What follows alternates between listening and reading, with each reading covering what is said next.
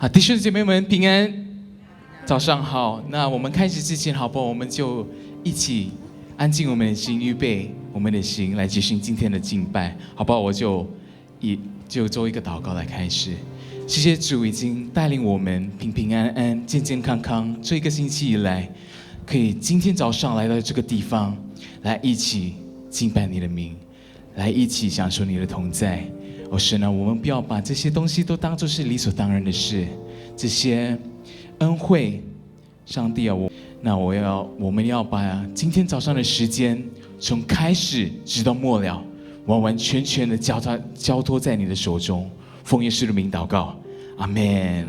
好，弟兄姐妹，我相信可能很多都对我有点陌生啊，我就先自我介绍一下，我叫做 Moses 汤建伟。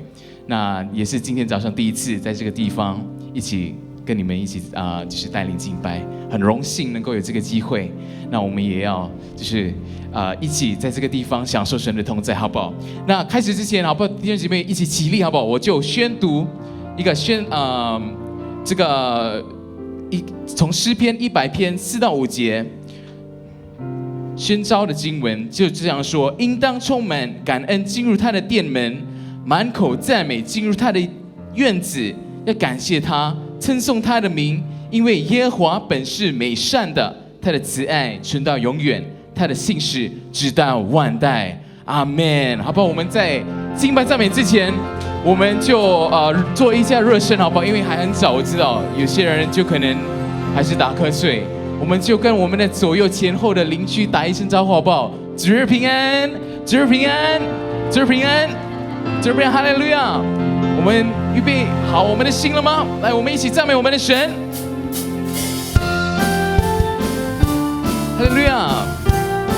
我们要说，神啊，我们呼求你的时候，你的同在就在这里。哈利路亚！神的子民，神的子民，何以聚集，热切期盼。遇见你，天要传开，天要传开，神的道传遍，因为我们渴慕寻求你。神啊，你是在这里，在这里，在这里，耶稣你现在在这里。我相信，我相信，喜乐的江河在这里，荣耀彰显奇妙神迹降显灵，天上国度降临在这里。哈利路亚！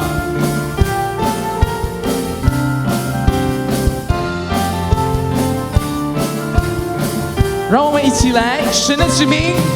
神的子民，何以聚集，热切期盼遇见你。天要传开，神的道传遍，因为我们渴慕寻求你。在这里，在这里，在这里。耶稣，你现在在这里，我相信，我相信，喜乐的江河在这里，荣耀彰显奇妙神迹降显灵，天上国度降临在这里。是的，主，你就在这里，在这里，在这里，耶稣，你现在在这里。我相信，我相信，喜乐的江河在这里，荣耀彰显奇妙神迹降显灵，天上国度降临在这里。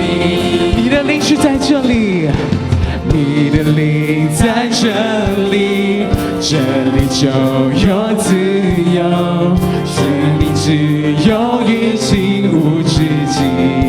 一山到海的信心，一山到海信心，坚定不断升起，期待伟大神作奇妙是，在这里，在这里，耶稣你现在在这里，我相信，我相信，喜乐的江河在这里，荣耀彰显奇妙神迹彰显明，天上国度降临在这里，天上国度。天上国度降临在这里，天上国度降临在这里。哈利路亚！我们赞美我们的神。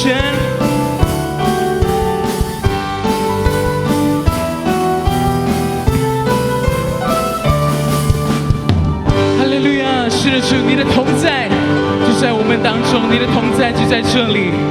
哦，神啊！我们在这个时候要来到你的面前，我们要呼求你的名，我们要继续赞美你的名，因为你的名是何等的伟大，你的恩典、你的慈爱是何等的长阔高深。是的，在这个早上，你给我们这个机会，能够聚集在一起，能够同心的来到你的同在里敬拜你。哦，神啊，我们要切切的感恩，我们切切的感谢你。让我们用这首歌来继续赞美神。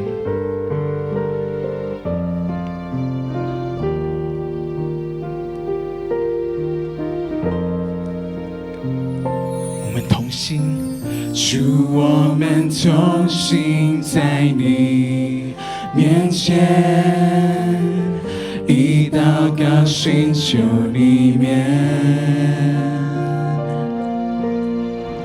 我们专理所有的恶行，定义单单跟随你。主，我们是属于你，主，我们是属你的子民，来记下父神的心。我们要回转向你父神，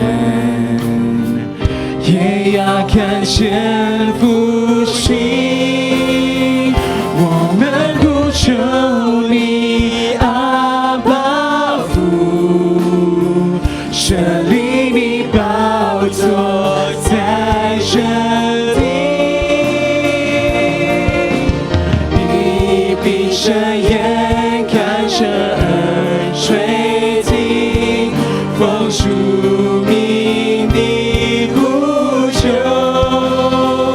万民都要来敬拜你，荣耀高举你的生命，复兴这地全能的君王。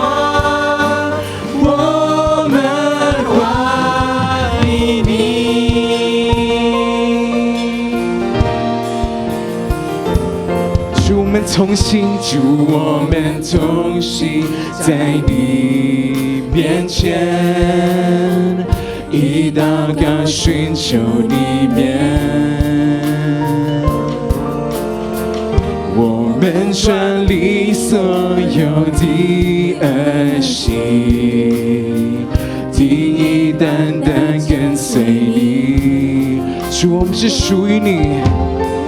主，我们是属你的子民，就记下父神的心。我们要回转向你父神，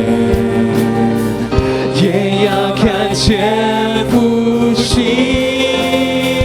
我们呼求你，阿爸父，设立你宝座在这地，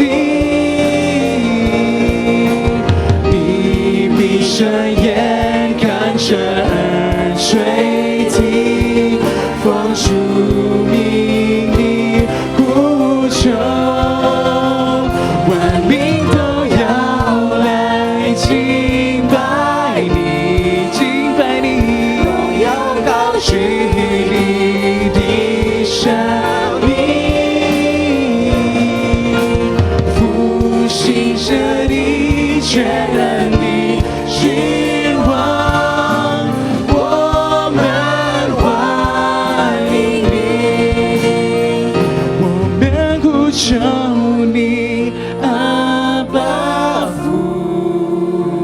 神灵你宝座在这地，你闭着眼看着水停，奉主名你呼救，万民都要来敬拜你，敬拜你，荣耀高举你的生命，复兴这地，全能你君王，我们欢迎你，让我们一起呼求，我们呼求你，阿爸父，阿爸父，你宝座在这地，你闭着眼看着水停，奉主名你呼求，万民都要来敬拜你，荣耀高举你的生命，复兴这地，全能的君王，我们欢迎你，复兴这地，复兴这地，全能的君王，我们欢迎你，复兴在这地，复兴这地，全能的君王，我们欢迎你。 Mari kita sama-sama berdoa doa Bapa kami. 主祷文，我们在天上的父，愿人都尊你的名为圣，愿你的国降临，愿你的旨意行在地上，如同行在天上。我们日用的饮食，今日赐给我们，免我们的债，如同我们免了人的债，不叫我们遇见试探，救我们脱离凶恶。因为国度、权柄、荣耀，全是你的，直到永远。阿们。Doa Bapa kami, Bapa kami yang di sorga, dikuduskanlah namamu, datanglah kerajaanmu, jadilah kehendakmu di bumi seperti di sorga. Berikanlah kami pada hari ini makanan kami yang secukupnya, dan ampunilah kami akan kesalahan kami seperti kami juga mengampuni orang yang bersalah kepada kami. Dan janganlah membawa kami ke dalam pencobaan, tetapi lepaskanlah kami daripada yang jahat. Karena Engkaulah yang mempunyai kerajaan dan kuasa dan kemuliaan sampai selama-lamanya. Amin. Silakan duduk.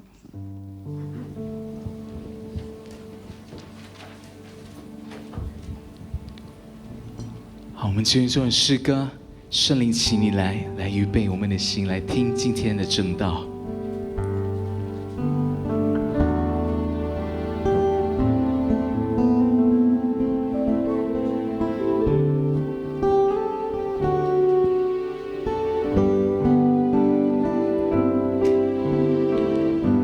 圣灵请你来，充满在这里，我渴望更认识你，更深地经历神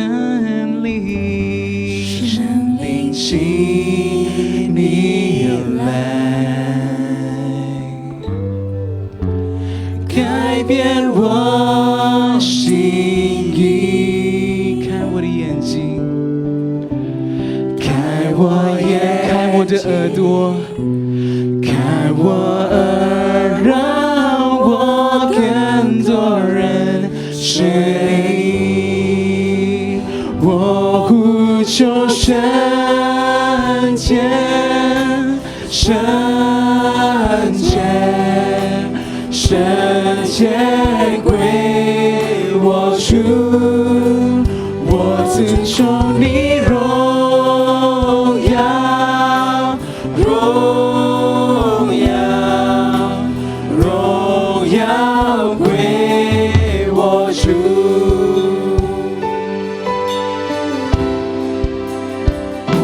神请你来，神灵请你来，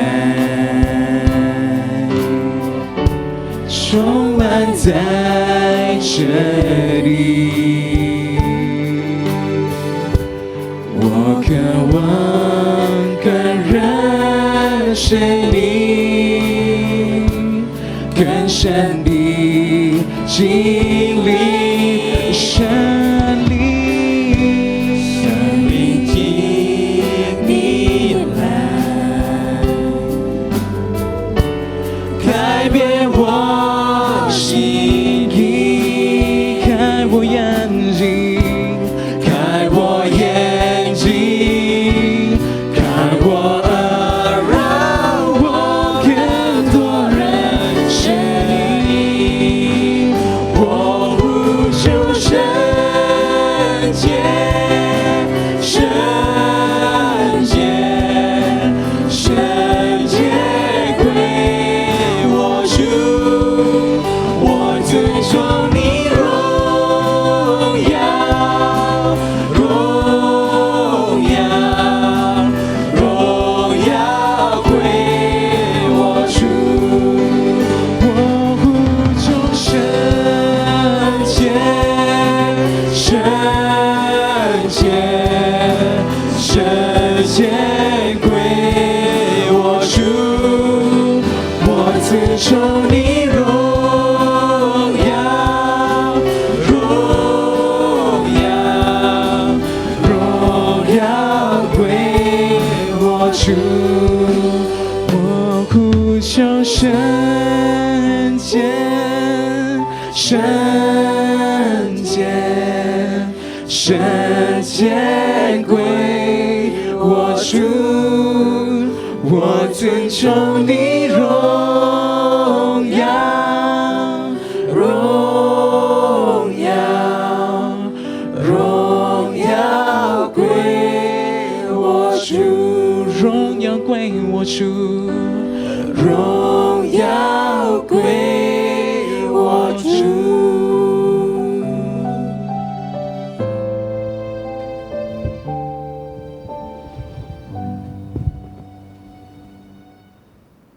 Tuhan, pada saat-saat seperti yang sekarang ini Tuhan, betapa hati kami melimpah dengan syukur kepada Tuhan. Karena di tengah segala pergumulan hidup yang begitu sulit ini, begitu banyak orang meratap, cemas, takut, dan khawatir.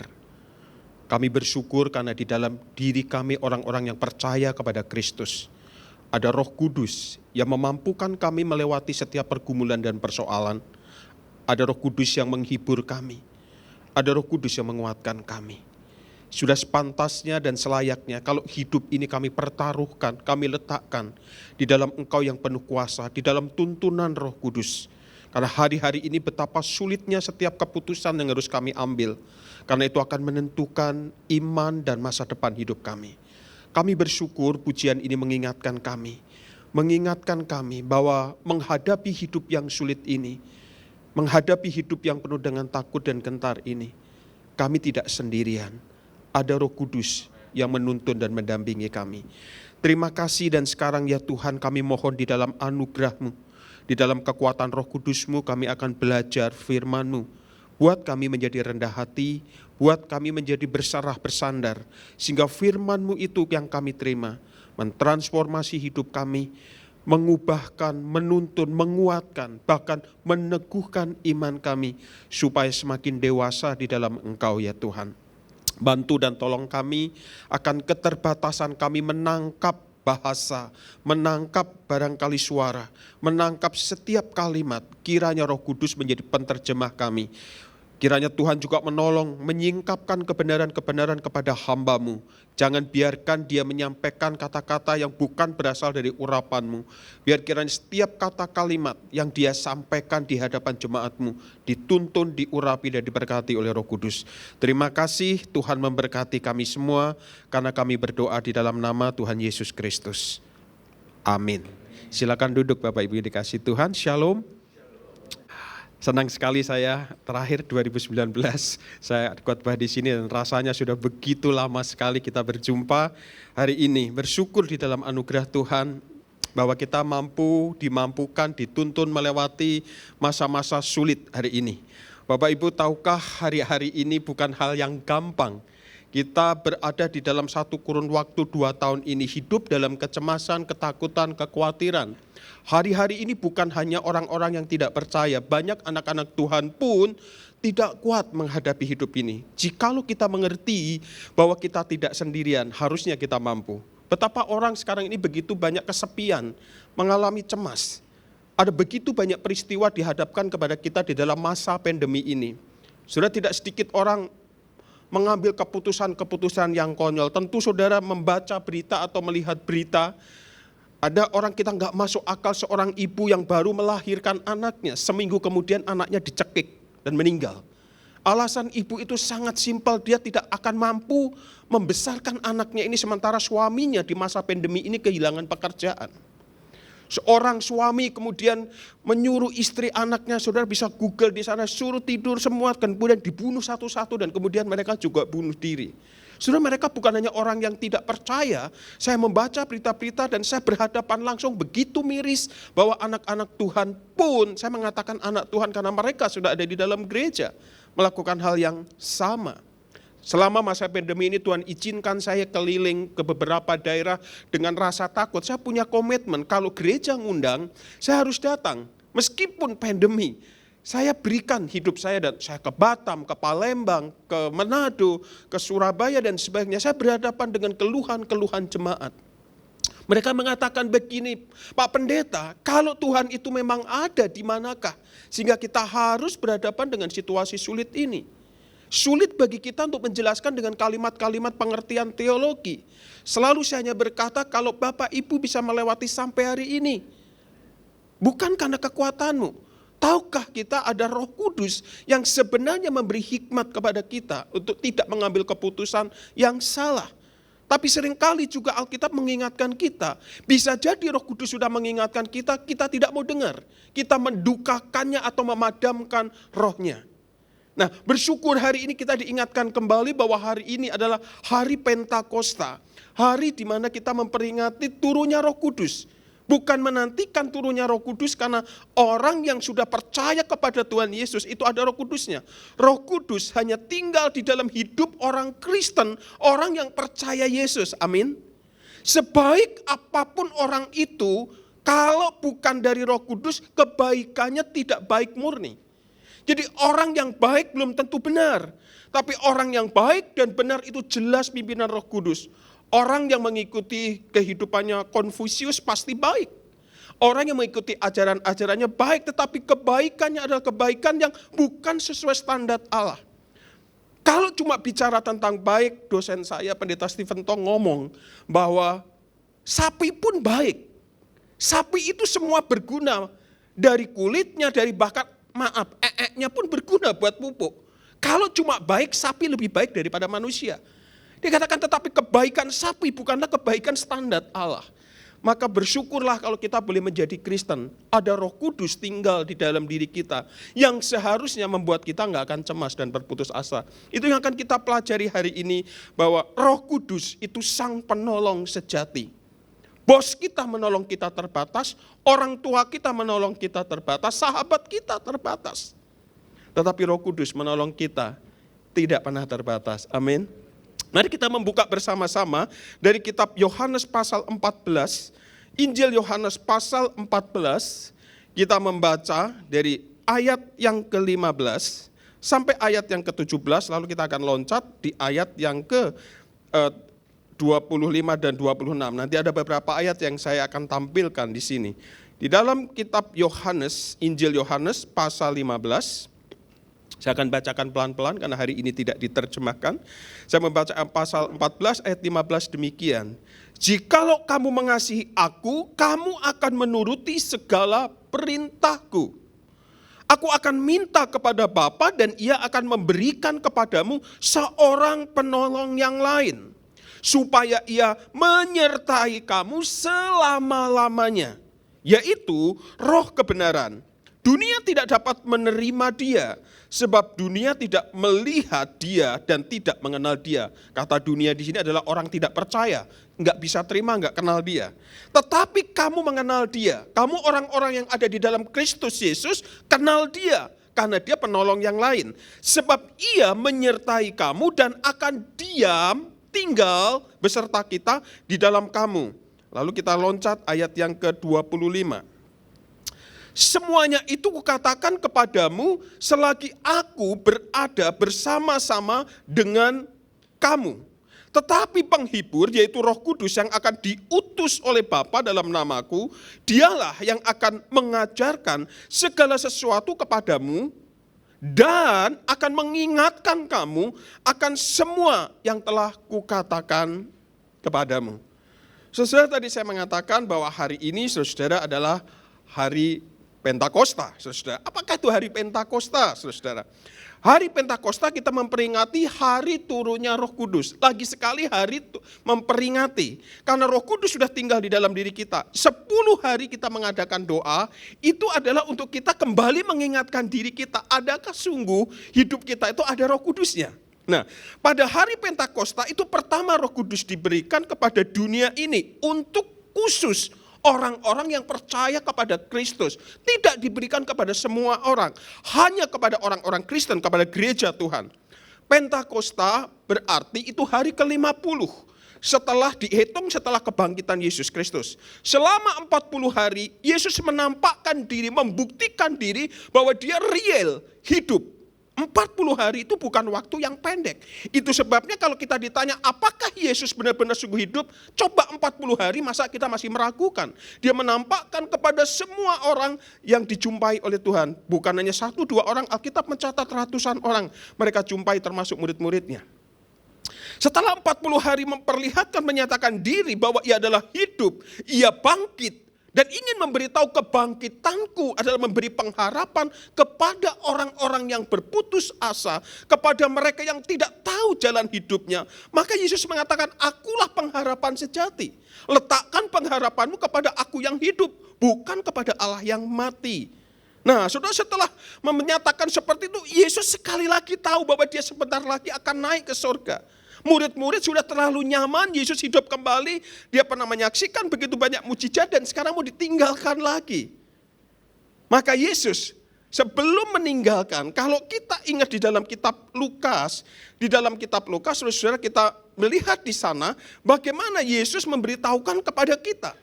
Di dalam Injil Lukas ini diakhiri dengan peristiwa kenaikan Yesus Kristus, dan sebelum Yesus naik ke surga, dia mengucapkan kalimat bahwa ia berkata, inilah perkataanku yang telah kukatakan kepadamu ketika aku masih bersama-sama dengan kamu, yakni bahwa harus digenapi semua yang ada tertulis tentang aku dalam kitab Taurat Musa dan kitab para nabi dan kitab Mazmur. Saudara, Yesus mengatakan aku menggenapi seluruh kitab. Yang dikatakan kitab Taurat itu adalah kitab Musa. Yang dikatakan kitab Nabi itu adalah kitab-kitab nabi-nabi itu. Artinya Bapak Yesus mengatakan aku menggenapi yaitu kitab-kitab yang tertulis di kitab dalam agama-agama Samawi. Kitab Yahudi yang menggenapi itu Kristus. Yesus kenapa harus mengatakan ini? Yesus mau berkata bahwa kehadirannya di dunia itu bukan maunya dia. Kehadiran dunia itu ada di dalam rancangan Bapa. Allah tahu ketika manusia jatuh di dalam dosa, manusia nggak mungkin kembali kepada Bapa. Hanya orang yang bisa benar dari Allah sendiri yang bisa membawa ke sana. Ini sejarahnya. Maka Allah Bapa merancang Yesus Kristus untuk datang menyelamatkan semua manusia, tidak terbatas yang beragama Kristen. Yaitu mereka yang percaya kepada kitab-kitab, bukan dikatakan. Rancangan Bapa Surgawi ini adalah rancangan yang kemudian digenapi di dalam Yesus Kristus karena rancangan Kristus terbesar. rancangan Allah terbesar adalah rencana keselamatan. Dan itu digenapi di dalam Yesus Kristus. Jadi kalau Bapak Ibu perhatikan di sini, bahwa peristiwa itu digenapi setelah ribuan tahun. Allah tidak pernah mengingkari janjinya meskipun janji tersebut diungkapkan ratusan bahkan ribuan tahun. Dari kitab Kejadian sampai kelahirannya Yesus Kristus. God promises itu benar-benar digenapi. Saudara, kenapa Lukas perlu menunjukkan bahwa Yesus Kristus merupakan penggenapan janji Allah? Karena berulang kali orang-orang Israel itu begitu kecewa menantikan datangnya Sang Juru Selamat, Sang Ratu Adil. Maka mereka begitu kecewa. Oh, ternyata bukan ini. Yang dikira Juru Selamat ini ternyata bukan. Dia mati. Berulang-ulang seperti itu.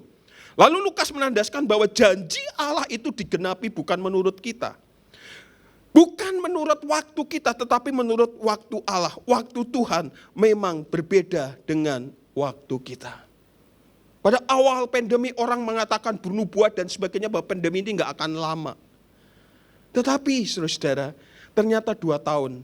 Berani orang berkata ditengking dalam nama Yesus besok berhenti. Bukan, saya melihat pandemi COVID ini Tuhan izinkan untuk memurnikan iman kita. Itu seperti Allah menginterupsi. Kalau Allah menginterupsi seperti ini, saudara lagi nggak berpikir-pikir, lagi jalan-jalan, lagi menikmati, tiba-tiba di depan ada accident, ada kecelakaan ketika di jalan tol, ada kecelakaan, mau nggak mau saudara mesti berhenti, bukan? Waktu berhenti saudara mesti berpikir otak, U-turn, putar balik, atau tetap berhenti kalau ke depan pasti nabrak. Maka pandemi ini ingin mengajak kita berpikir, jelas ini Tuhan izinkan. Di tengah zaman teknologi yang begitu maju, ilmu kedokteran yang begitu hebat, virus yang sekecil itu memporak-porandakan dunia. Kalau kita orang Kristen peka, maka kita hanya berkata kepada Tuhan, Tuhan tolong aku, kasih hikmat aku dengan situasi sekarang ini. Sehingga kalaupun aku harus putar hidup saya, aku putar di dalam kebenaran. Kalaupun saya harus berhenti, aku berhenti di dalam Engkau. Saudara, maka di sini kita menantikan pengharapan itu, bukan waktunya kita. Saya tidak tahu apakah saudara menantikan penggenapan janji Tuhan hari ini. Saudara sudah sekian lama berdoa untuk penyakit saudara nggak sembuh-sembuh. Saudara sudah berdoa sekian lama untuk mendapatkan teman hidup, belum ketemu. Saudara mendoakan untuk pemulihan ekonomi, belum terjadi apa-apa. Sepertinya tanda-tanda itu bukan makin menampakkan hasilnya. Dalam kondisi seperti ini memang lebih mudah kalau kita meninggalkan Tuhan. Kita cari jalan keluar yang lain. Lebih mudah bagi kita untuk menyerah, berhenti berharap dan kemudian bersikap skeptis, tidak berdoa lagi. Namun jika ini yang saudara lakukan, kemana lagi saudara mengarahkan pengharapan saudara? Daripada lari dari Tuhan dengan segala kekecewaan, bukankah lebih baik kita tetap berada di sana? Supaya ketika Tuhan menggenapinya, kita ada di sana. Sambil kita bertanya, gak salah berapa lama lagi Tuhan. Saudara, saya mengalami ketika saya menikah. Saya menikah dengan istri saya yang saya pernah bawa sini. Dia dari Bangka Belitung, dari Peranakan Chinese yang masih totok. Saudara tahu, cucu itu adalah harapan. Saya tahu budaya itu ya. Orang tua ketika 1 tahun belum punya anak, papa mama mertua masih oke-oke. Tahun kedua mulai gelisah. Tahun ketiga bukan doa lagi. Papa mama mulai panggil saya. Oh ya, waktu kamu nikah belum saya kasih selendang. Apa hubungannya selendang dengan istri hamil, saya juga gak tahu saudara. Wah, semuanya ribut, saudara-saudara semua ribut. Sampai tahun keempat belum juga. Tahun keempat saya mulai protes sama Tuhan. Tuhan, saya mendoakan begitu banyak pasangan dalam pernikahan kudus. Mereka 99%. Mereka punya anak. Tuhan, saya berdoa, saya pendeta Tuhan. Bahkan saya sampai ngomong begini, Tuhan kecoa aja punya anak Tuhan. Sudah di dalam keputusasaan saya bersyukur bahwa saya gak meninggalkan Tuhan. Saya tetap berdoa, ditambah lagi ketika periksa dokter. Hasil dokter mengatakan, kecil kemungkinan istri kamu punya anak. Itu hanya mukjizat. Saudara makin hopeless bukan? Udah gitu orang tua menekan, saya memang menikah bukan tujuan untuk punya anak. Saya menikah dipersatukan untuk melayani. Saya masih ingat ketika saya pulang dari satu rumah sakit yang ada di Karawaci, saya pulang dalam perjalanan naik taksi, saya ribut dengan istri saya. Di tahun kemarin, karena saya harus menjalani terapi dan saya nggak mau karena mengganggu jadwal pelayanan saya yang banyak itu. Terapinya mungkin 1 tahun seminggu 2 kali. Sampai saya mengatakan sebenarnya bercanda tapi mulut ini terucap. Ya sudah, kalau papa mama tetap nuntut anak dan kamu juga nuntut anak, ya udah kita cerai aja. Saudara, sampai keluar gitu, sudah bayangkan sampai sopirnya tuh nyopir berhenti. Pak, sabar Pak, ada apa Pak gitu ya. Tapi kemudian saya peluk istri saya. Tahun ke-5, tahun ke-6, Tuhan kasih anak saya. Gak gampang, suatu kali saya cerita. Tapi yang saya mau katakan, mungkin kita selalu berharap kepada Tuhan hari ini minta besok diberi. Nah saudara-saudara di sini kemudian, kenapa Yesus mesti mengatakan itu? Kemudian di dalam Lukas, saudara-saudara, di dalam Lukas pasal 24 ayat 49, Yesus selalu melanjutkan bagian ini. Sebelum Tuhan Yesus naik, dan aku akan mengirim kepadamu apa yang dijanjikan Bapakku. Tetapi kamu harus tinggal di dalam kota ini sampai kamu diperlengkapi dengan kekuasaan dari tempat yang maha tinggi. Di dalam bahasa dikatakan kuasa yang tidak terbatas dari tempat yang maha tinggi. Kamu tunggu, ini katakan, tunggu di Yerusalem. Ketika kalimat ini diucapkan, Yesus tidak kasih tahu bahwa itu 10 hari. Bayangkan murid-murid pada waktu itu menunggu, penuh dengan kegelisahan, kecemasan, situasi politik, ekonomi pada waktu itu sedang gak baik. Kapan janji ini? Kalau kita sekarang langsung tahu bukan? 10 hari doanya. Mereka doa tidak dikasih tahu. Tapi dalam penantian saya percaya mereka gelisah, mereka khawatir, mereka takut. Nanti kalau datang bentuknya kayak apa ya? Apakah mirip-mirip Yesus? Atau agak sedikit beluk-beluk matanya? Pasti banyak pertanyaan. Tetapi yang kita belajar, murid-murid tekun di dalam doa. Di dalam penantian pengharapan, bukan menanti dengan pasif. Berdoalah, sembahlah Tuhan, bacalah firman-Nya. Itu yang membuat kita tetap setia menunggu. Nah saudara-saudara, maka kemudian 10 hari kemudian digenapi dan pada hari Pentakosta itu para murid mengalami peristiwa ajaib. Tekanan berupa keputusasaan, fitnah dan pemenjaraan. Jangan lupa murid-murid pada waktu itu sedang sembunyi semuanya. Sembunyi karena ketakutan dikejar-kejar tentara Romawi. Tetapi ketika Roh Kudus turun atas mereka, mereka mendapat kekuatan dan penghiburan dari Roh Kudus. Mereka berani memuji Tuhan sekalipun dalam kesukaran dan aniaya. Mereka berani keluar dari persembunyian di tengah-tengah situasi politik yang sedang kacau balau. Konteksnya mirip dengan hari ini.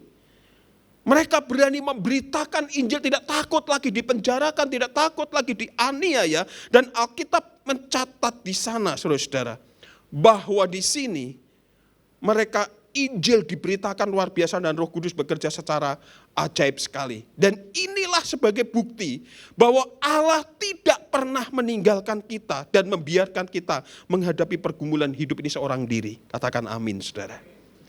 Saudara, hal yang paling sulit itu ketika kita bergumul sendirian. Kenapa orang bunuh diri?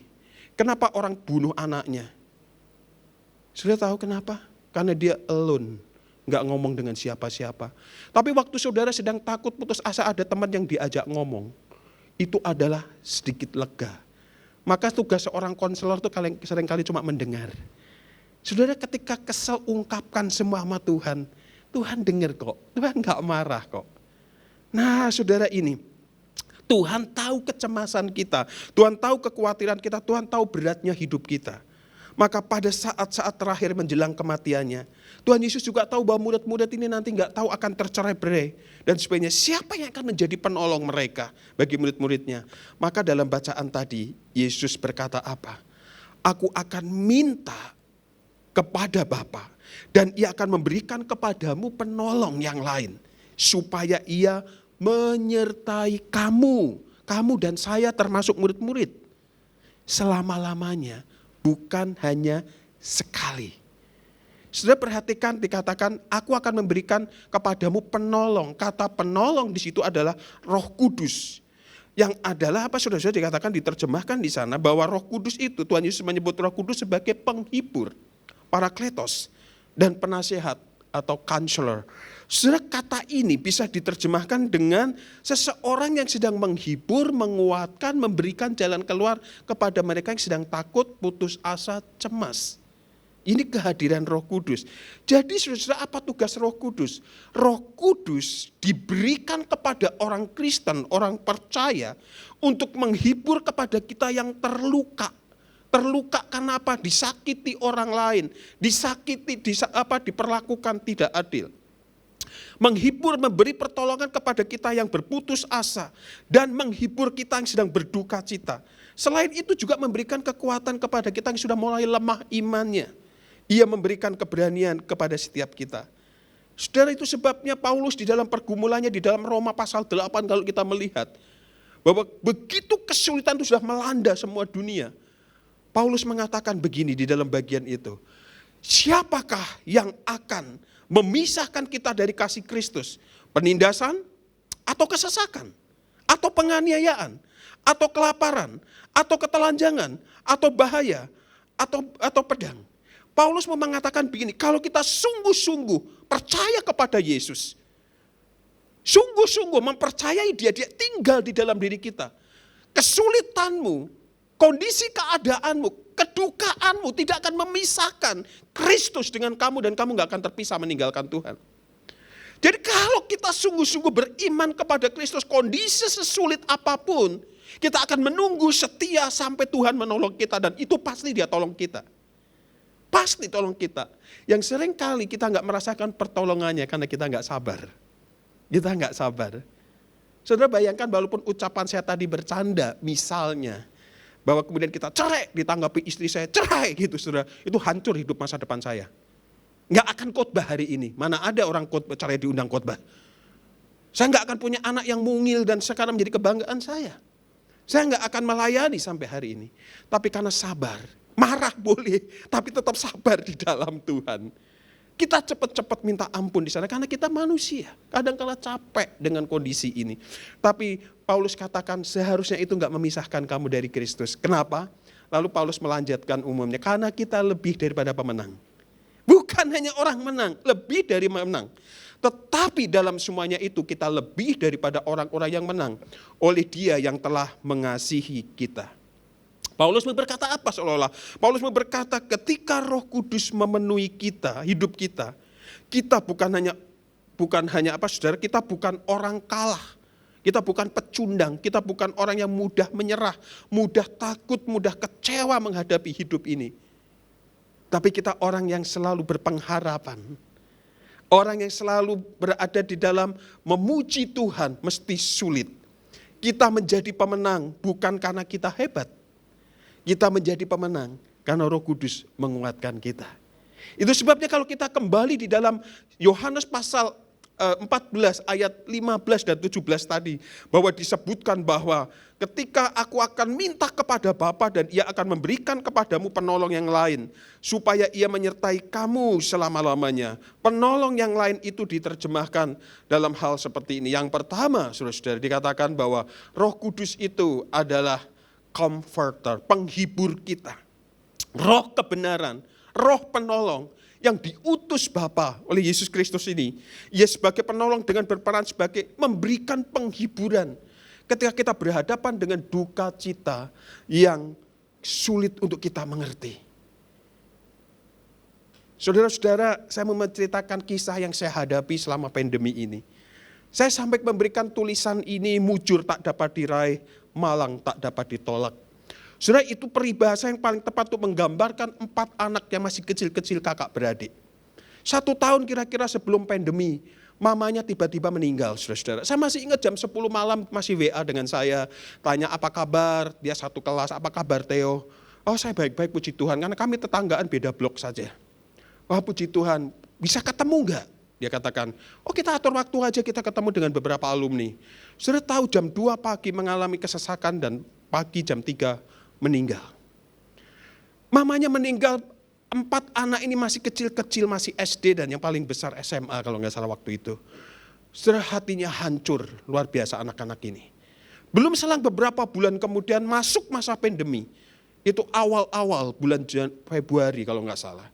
Papanya divonis, yaitu papanya kebetulan hamba Tuhan, itu divonis kanker paru-paru stadium 3. Maka terpaksa papanya ini dibawa ke rumah sakit dan dirawat. Puji Tuhan, perawatan bagus, kita semua dukung, doa dan sebagainya. Lalu dibawa pulang beberapa bulan kemudian, dan kondisinya baik. Tetapi betapa kagetnya saudara-saudara, ketika papanya itu dirawat di rumah sakit, maka 4 anak ini tinggal dengan neneknya. Neneknya tinggal satu-satunya ini, karena nenek yang satu sudah meninggal, tinggal sama dia. Waktu dibawa pulang, berjalanlah hidup sambil pengobatan, paru-parunya naik ke stadium 4, saudara. Maka tidak ada jalan lain, dibawalah ke rumah sakit. Pada waktu dibawa ke rumah sakit, ternyata dicek bahwa dia positif COVID juga. Saya masih ada WA-nya. Dan saya bilang kepada dia, kamu jangan takut, anak-anakmu akan saya dampingi. Saudara, saya WA-an sampai tiap hari dirawat seminggu, 2 minggu, 3 minggu kemudian. Malam sehari sebelum meninggal, itu dia berkata begini waktu saya masih WA. Semangat ya bro, lo masih punya anak 4, lo mesti berjuang, lo jangan buru-buru nyusul istrimu. Saya suka bercanda begitu. Siap Pak Pendeta, dia bilang gitu.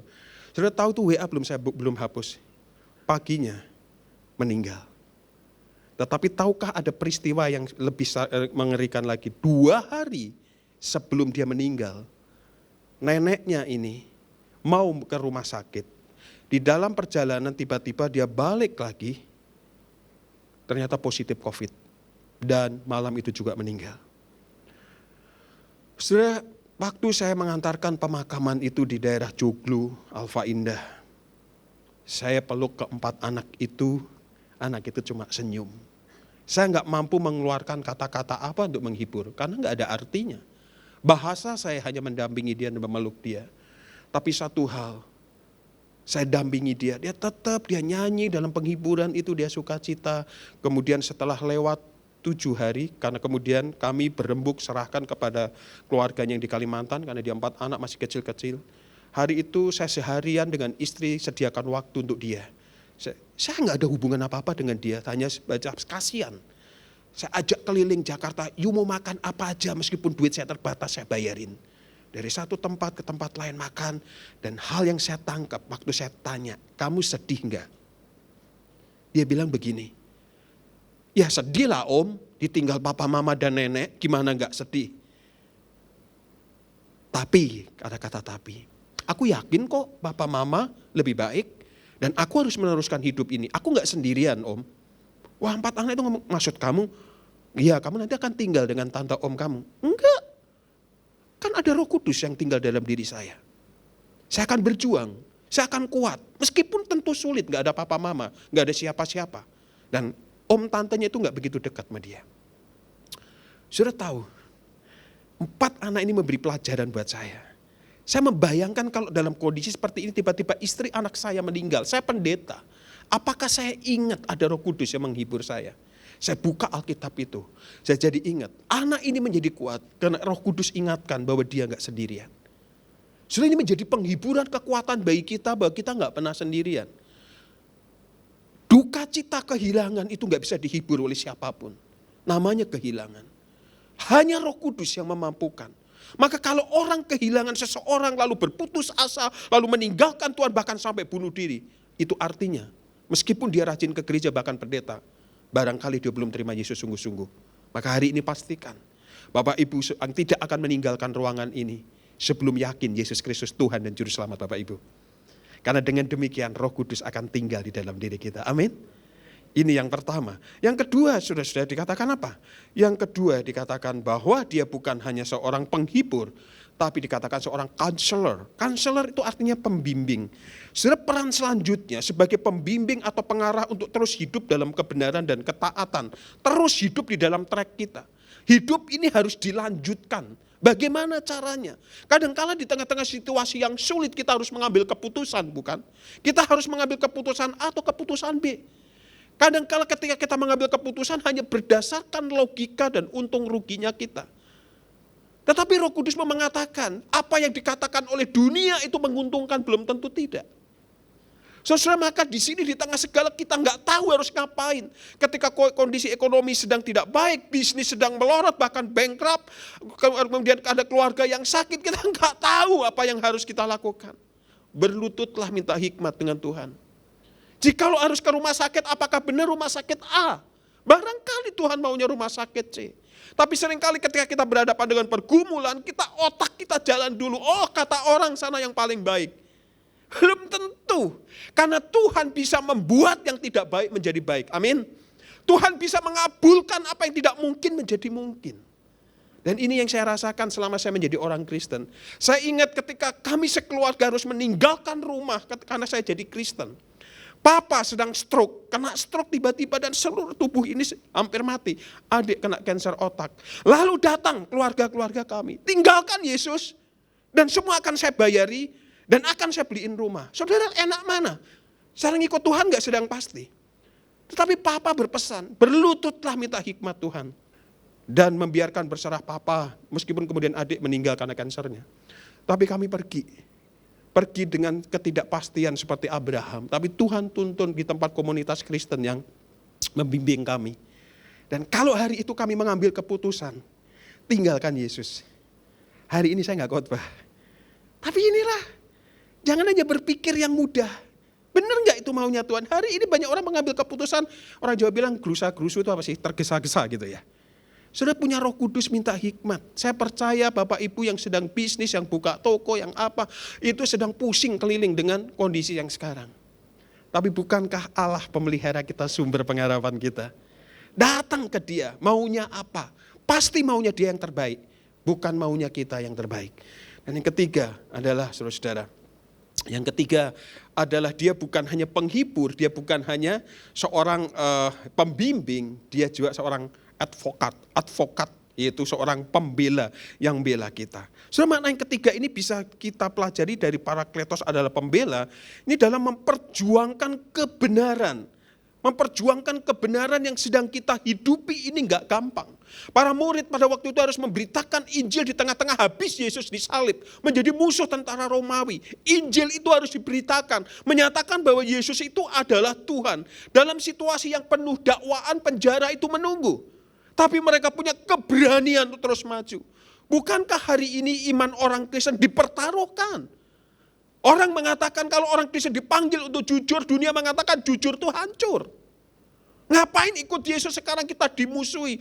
Yesus mengatakan gak usah takut mesti kamu dimusuhi. Mesti dunia itu membenci kamu. Pembela ini akan menolong kita untuk kita siap menghadapi kondisi-kondisi yang di luar pikiran kita. Amin. Hari ini ikut Tuhan tuh gak gampang, saudara. Gak gampang. Tapi menjadi kita bisa jalani karena Yesus. Kira-kira 3 bulan setelah pandemi, saudara, tahun 2020 ya, saya ada pelayanan ke Samarinda. Kalau pelayanan ke Samarinda pada waktu itu pesawat belum ada di sana yang tiap hari. Maka biasa turun Balikpapan ke Samarinda. Nanti pulang juga seperti itu, naik mobil jemputan gitu ya, saudara. Nah, pada waktu setelah selesai khotbah di sana beberapa hari KKR, saya dari Samarinda menuju ke Balikpapan, ada seorang ibu yang ikut mobil kami. Dia seorang jemaat, tetapi dia berjamaah di posnya. Di dalam perjalanan dia menceritakan satu kisah bahwa awalnya ibu ini yang masih muda adalah Kristen. Sebelum menikah mereka ada perjanjian bahwa nanti boleh ke gereja. Mereka menikah dan setelah menikah punya anak satu, suaminya mulai memperlihatkan watak aslinya. Enggak boleh ke gereja, enggak boleh juga ngapa-ngapain di rumah. Dan bukannya dilakukan apa? Kalau kamu enggak tinggalkan Yesus, bukan diceraikan. Kalau diceraikan enak. Tiap hari dipukuli, dianiaya, ditendang, enggak boleh peluk anaknya dan sebagainya. Ibu ini cerita.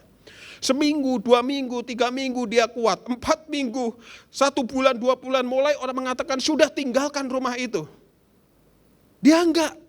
Apa yang dipersatukan Tuhan meskipun saya menikah bukan dengan cara Kristen, enggak boleh diceraikan manusia. Dia tetap menjalani itu. 1 tahun, 2 tahun, keluarganya mulai menggugat untuk mengajak dia menggugat ke polisi. Dia katakan jangan, dia tetap suamiku. Dia tunjukkan bekas luka-luka karena aniaya. Dia mengatakan kalau ini memang cara Tuhan, karena saya pernah mengambil keputusan yang salah, saya akan terima. Tetapi kalau cara ini adalah cara Tuhan untuk saya memenangkan suami saya, mesti nyawa saya harus saya korbankan. Saya tidak akan meninggalkan suami saya.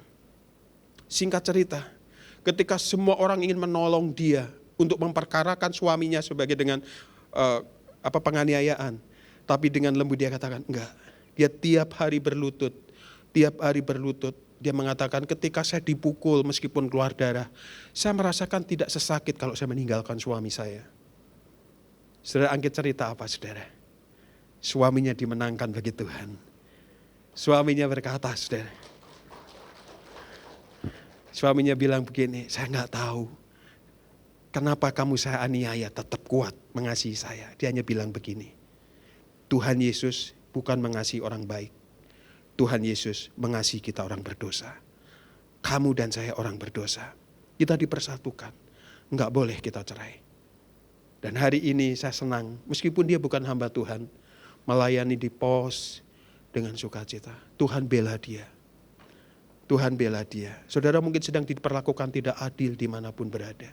Saya banyak mendapat perlakuan tidak adil. Tapi saya tidak gegabah untuk menjudge bahwa mereka memperlakukan gak adil. Barangkali ada unsur kesalahan saya. Saya hanya perlu bertobat. Saya menjalani hidup ini maunya Tuhan apa. Saya gak tahu hidup saya sampai kapan. Tapi jangan sampai saya ambil keputusan yang salah. Amin. Itulah Roh Kudus tinggal di dalam diri kita. Di tengah situasi yang serba tidak enak ini. Saudara gak sendirian.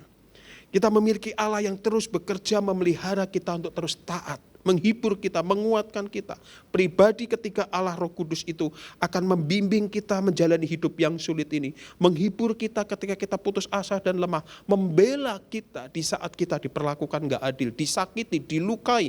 Atau kita berhadapan dengan hal-hal yang bukan membuat kita makin mudah, makin sulit.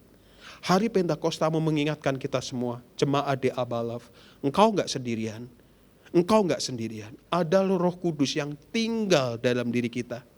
Selama-lamanya membimbing, menghibur, dan membela kita. Maka kita bisa seperti Paulus, kita lebih daripada pemenang. Amin. Tuhan memberkati, mari kita berdoa.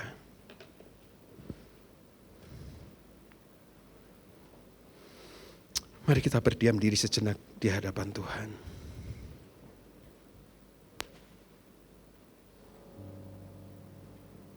Silakan Bapak Ibu merenungkan firman Tuhan. Hari ini hari Pentakosta, hari di mana Roh Kudus dicurahkan 2000 tahun yang lalu. Dan sampai hari ini Roh Kudus masih bekerja tinggal di dalam diri kita. Setiap kita orang percaya di dalam Yesus Kristus ada Roh Kudusnya. Dan itu sebabnya kita benar-benar harus sungguh-sungguh bergantung pada Dia. Bolehkah saya mengundang kita bangkit berdiri? Ku sembah kudus, kudus, kita naikkan pujian ini. Dengan lembut sebagai doa kita, bahwa kita mau tunduk pada pimpinan Tuhan di tengah pergumulan ini. Ku sembah kudus, kudus, kuduslah Tuhan, dan ku sanjung Kau mulia, mulia bagimu Tuhan. Sekali lagi, ku sembah kudus ya Tuhan, kudus, kuduslah Tuhan, dan ku sanjung Kau mulia, mulia bagimu Tuhan. Dengan lembut musik saja. Apakah Bapak Ibu Saudara yang dikasihi Tuhan, saat ini ketika engkau berdiri di hadapan Tuhan, engkau berdiri membawa beban hidup yang begitu berat. Barangkali engkau ada yang terluka hatinya, ada yang sedang berputus asa menghadapi hidup ini, atau ada duka cita yang mendalam karena kehilangan orang-orang yang engkau kasihi, entah suami, entah istri, entah orang tua, saya tidak tahu. Atau kehilangan pekerjaan, kehilangan apapun itu. Apakah engkau sedang lemah dan membutuhkan pertolongan Tuhan?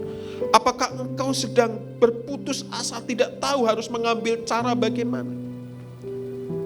Engkau sedang berada di dalam ketakutan menghadapi hidup ini. Ingatlah Apa yang Bapak Ibu alami ini juga pernah dialami oleh para murid 2000 tahun yang lalu setelah Yesus disalibkan mati di atas kayu salib. Meski kemudian Yesus bangkit, mereka bersembunyi karena menghadapi tekanan ekonomi, tekanan politik yang begitu berat. Tetapi pada waktu itu, di tengah ketakutan mereka, orang-orang yang sebelumnya takut tidak berani menghadapi situasi zaman pada waktu itu, sehingga menutup diri. Mereka berani keluar, berani bersaksi, berani menghadapi hidup yang sulit itu. Karena Roh Kudus dicurahkan buat mereka. Allah tidak pernah meninggalkan para murid pada waktu itu. Dan Allah juga tidak meninggalkan kita semua yang hidup hari ini. Allah di dalam Roh Kudus tidak membiarkan kita menghadapi pergumulan hidup ini sendirian. Itu sebabnya Dia mengutus Roh Kudus tinggal di dalam diri kita. Memberi penghiburan, memberikan kepada kita bimbingan untuk berjalan dan membela kita di tengah kita menghadapi hidup yang rumit ini. Berdoalah, mohon Roh Kudus bekerja atas hidup Bapak Ibu. Biarkan Dia bekerja secara bebas, menuntun hidupmu.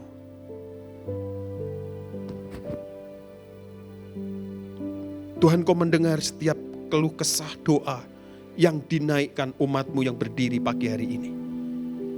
Engkau pun mendengar ungkapan syukur mereka karena Roh Kudus mendampingi dan menjaga mereka sampai hari ini. Biar kiranya semua jemaat-Mu di sini tahu, diteguhkan imannya, menghadapi hidup yang sulit di dalam pandemi ini, bahkan yang belum selesai ini. Mereka tidak sendirian. Kalau Tuhan sudah menolong para murid-murid di gereja mula-mula, Tuhan menolong begitu banyak anak-anak Tuhan menghadapi pergumulan, Tuhan yang sama akan menolong pergumulan-pergumulan kami semua. Ajar kami untuk setia, taat. Ajar kami untuk tekun di dalam doa, menantikan penggenapan akan janji-janji pengharapan di dalam Engkau. Terima kasih, meteraikan firman-Mu itu. Sekarang kami berani menghadapi hidup yang sulit ini, karena kami tidak sendirian. Biarkan iman kami bertumbuh dengan situasi kami, karena Roh Kudus memampukan kami. Kami berdoa dalam nama Tuhan Yesus. Yang percaya katakan, amin. Tuhan memberkati.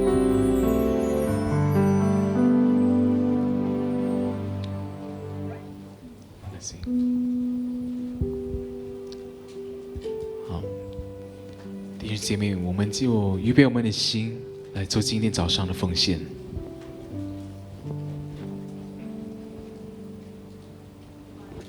Hati berdoa untuk persembahan. Terima kasih Tuhan Yesus, firman-Mu hari ini telah menguatkan kami, juga membuat kami lebih mengenal Engkau dan lebih mengerti firman-Mu. Tuhan, hari ini adalah hari Pantekosta. Kami adalah orang yang beruntung. Engkau telah memberikan Roh Kudus tinggal di dalam setiap kami yang percaya. Terima kasih ya Tuhan. Berkatilah kesehatan dan pelayanan Pendeta Theophilus dan berkatilah keluarganya. Saat ini kami mau persembahan. Tuhan, berilah setiap kami bisa memberi dengan hati yang sukacita untuk dipakai dalam kerajaan Allah. Terima kasih Tuhan, kami berdoa dalam nama Tuhan Yesus Kristus. Amin. Amin.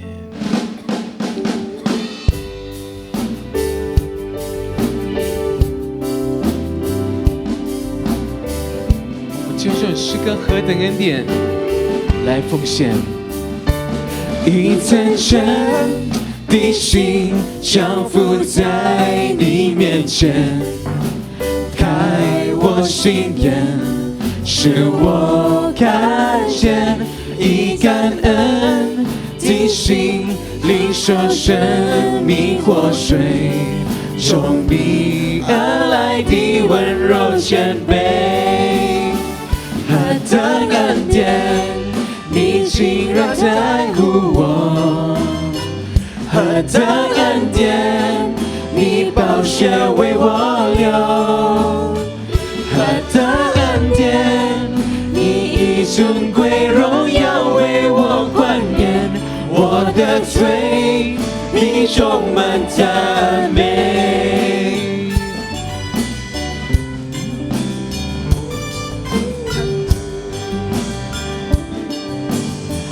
以真诚的心，以真诚的心降服在你面前，开我心眼，使我看见，以感恩的心领受生命活水，从你而来的温柔谦卑。何等恩典，何等恩典，你竟然在乎我，何等恩典，你宝血为我流，何等恩典，你以尊贵荣耀为我冠冕，我的罪必充满赞美。何等恩典，何等恩典，你竟然在乎我，何等恩典，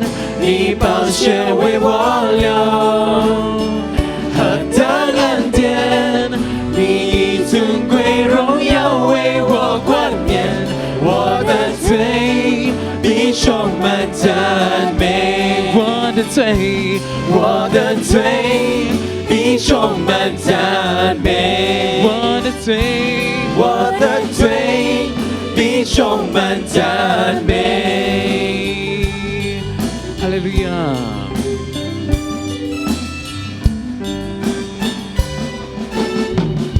哈利路亚！感谢赞美我们的神。这个时候弟兄姐妹，我们有家事分享，就是从 Revo 那边，我相信有阿维亚老师来做家事分享。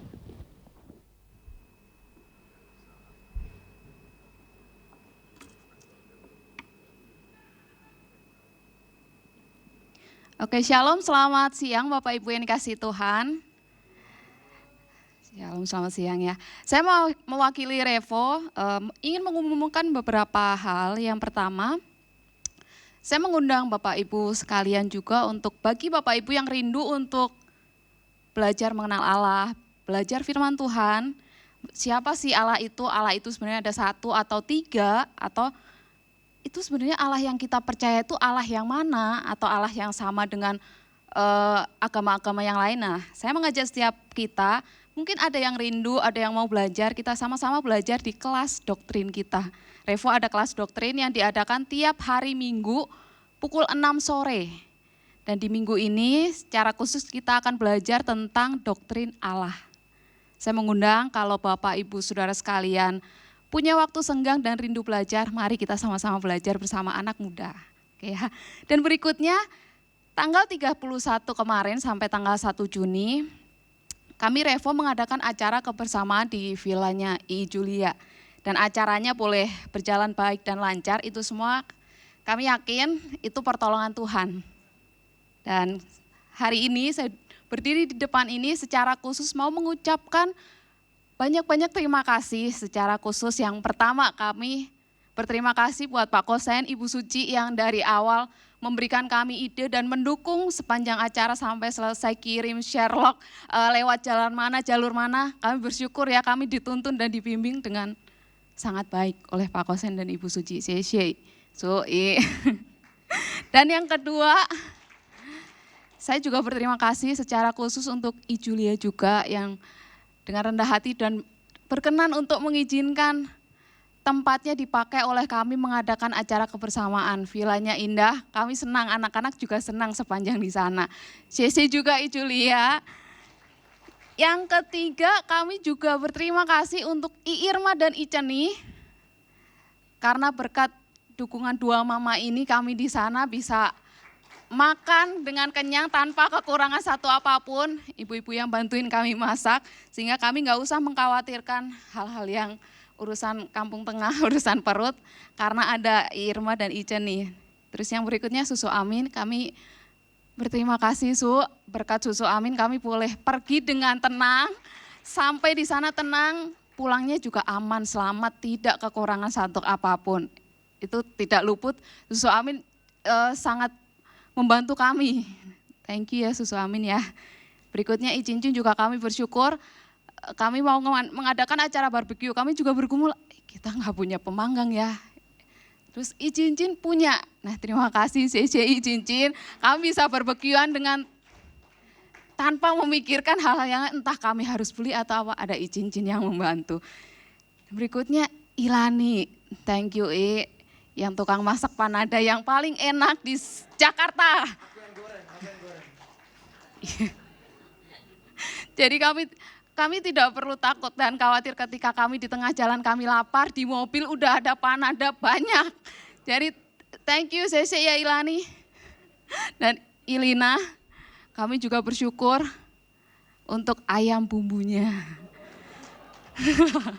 Ada menu tambahan spesial ayam bumbu dari Ilina. Sese Ilina, dan kami juga berterima kasih untuk papa mama yang mengizinkan anak-anaknya untuk mengikuti acara kebersamaan. Terima kasih sudah mempercayakan anak-anaknya untuk ikut acara ini. Dan terima kasih sekali lagi. Saya nggak bisa ngomong banyak, tapi CCI Su untuk semuanya mendukung acara ini. Dan yang terakhir, oleh sebab itu kami ingin membagikan sukacita kami ini dalam bentuk video klip.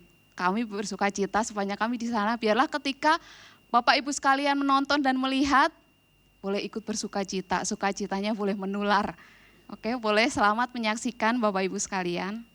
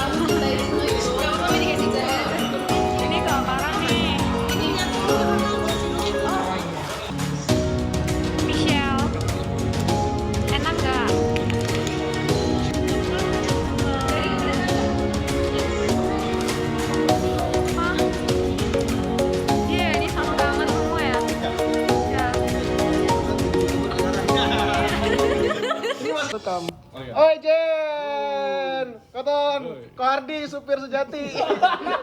Oi. Dan gua, yoi, villanya bagus banget teman-teman. Pani. Arfi ya, disuruh ini. Aduh ini supermodel. Kasusan. Teman-teman hadir ke sini dengan teman-teman yang penuh dengan pekerjaan, deadline dan segala macamnya.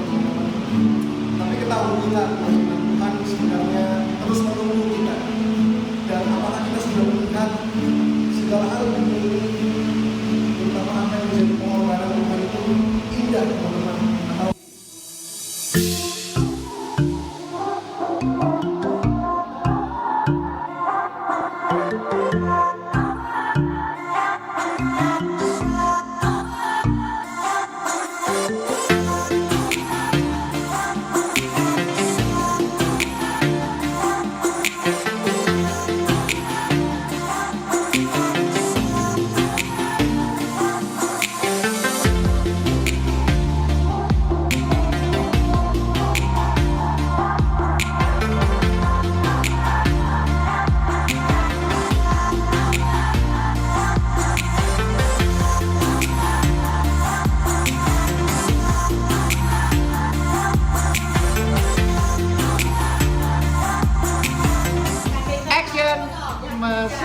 Masak berdua, makan rame.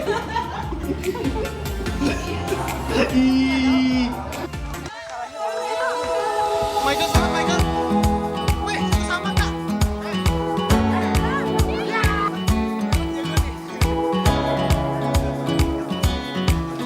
Berarti yang menang siapa, Kak?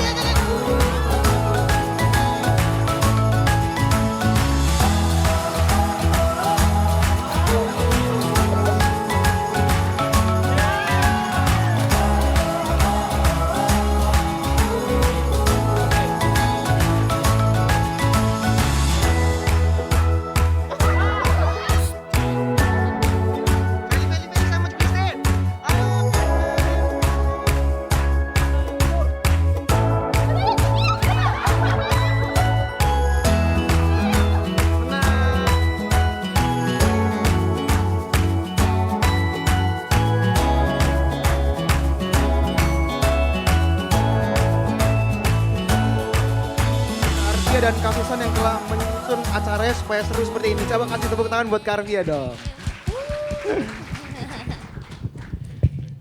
那么有趣的活动，相信大家都领受了很多啊！谢谢老师阿菲安，还有这次这个时候我们也邀请巴国森来为我们做祝福的祷告。 Saya mau tanya itu tadi bikin itu sampah-sampah itu udah dibersihin belum?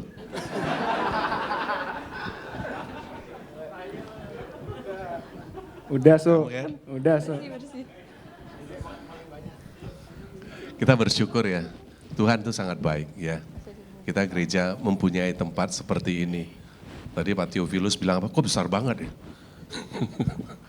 Itu tempat kebaktian tuh, bukan villa lagi. Ya, ya Tuhan sangat mengasihi kita. Sehingga kita bisa berkumpul, anak-anak happy semuanya ya. Ya puji nama Tuhan ya.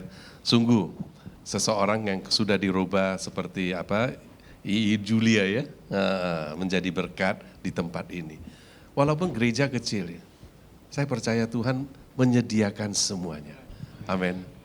Ya, hari ini kita merayakan Pentakosta, saya juga mengucap syukur. Theophilus ini adalah teman sekelas saya, ya, bisa melayani di sini. Selama 3 tahun ini nggak kelihatan, nggak tahu kemana, pandemi gitu. Namun muncul lagi tiba-tiba, karena ada Roh Kudus ya. Saudara tahu, di dalam kehidupan di dunia ini ya, saudara, banyak orang tersesat. Saya kasih tahu deh. Saudara ke mall, kalau mallnya besar, gak usah besar sekali deh. Saudara juga bisa tersesat. Ya, saudara kemana saja, mau ke puncak saja bisa. Kalau tidak di Sherlock bisa tersesat. Betul nggak saudara? Ya ingat ya, di dalam hidup di dunia ini, saya melihat banyak sekali orang tersesat. Oke, hanya orang yang di dalam Tuhan. Nih yang tadi ya, yang di dalam Tuhan. Belum tentu yang datang ke gereja nggak tersesat loh. Ya, datang ke gereja belum tentu loh. Hanya orang yang di dalam Tuhan yang bisa sungguh ada Roh Kudus masuk ke dalam. Dan saudara tadi sudah mendengar firman Tuhan. Dia adalah apa? Penghibur, penasehat yang ajaib dan pembela. Nah, itulah yang membuat kita tidak tersesat. Kalau saudara tidak ada itu, saya yakin pasti tersesat. Namanya dunia ini sedang lenyap dengan segala keinginannya. Saudara pasti tersesat. Oleh sebab itu, banyak di antara saudara-saudara kita, teman-teman kita yang masih belum mempunyai Roh Kudus. Nah, itu adalah tugas saudara dan saya. Oke? Ya. Ini tadi acara Revo ini ajak yang teman-teman yang masih belum ada Roh Kudus. Oke, Arvia, Susanti, ya, ingat.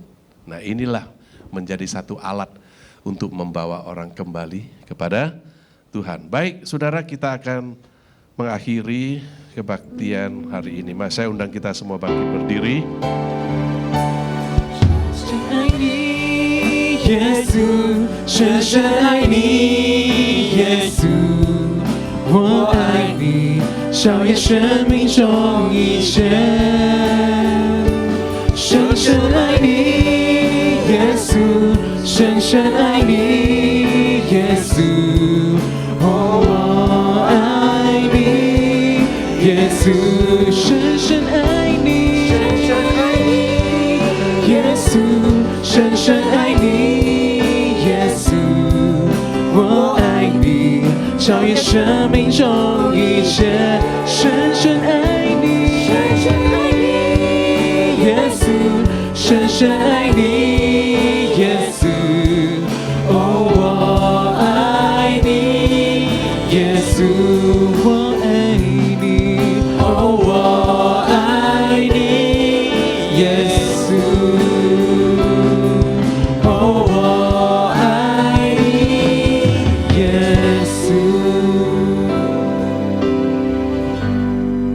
Hari ini Pentakosta kami mengucap syukur kepadamu Tuhan. Karena firman-Mu yang hidup itu melalui hamba-Mu Theophilus telah disampaikan kepada kami, menguatkan kami, mengingatkan kepada kami betapa pentingnya Roh Kudus dicurahkan kepada kami. Sehingga itu menyatakan bahwa Engkau tidak pernah meninggalkan kami tersesat di dunia ini. Kami mengucap syukur kepadamu ya Tuhan untuk pagi yang indah ini Tuhan. Untuk juga Moses yang melayani Engkau membawa sebagai song leader Tuhan Kau pakai anak-anak ini ya Tuhan. Supaya menjadi berkat untuk orang-orang yang datang di dalam gereja yang menyembah kepada Engkau. Kau tambahkan dia hikmat, tambahkan dia talenta itu. Semakin hari semakin sempurna ya Tuhan. Roh-Mu yang kudus 2000 tahun yang lalu sama seperti itu juga sekarang ada di tempat ini dan juga akan memberkati kita semua gereja yang ada sekarang di tempat ini. Mari saudara terimalah berkat Tuhan, angkat kedua belah tangan dan buka hatimu. Kiranya kasih Allah yang sempurna, anugerah daripada Tuhan Yesus Kristus dan persekutuan Roh Kudus menyertai saudara, menghibur, menjadi penasehat, membela saudara dimanapun saudara berada. Mulai dari saat ini sampai selama-lamanya. Mari sama-sama kita katakan amin. Tuhan memberkati, selamat hari Minggu.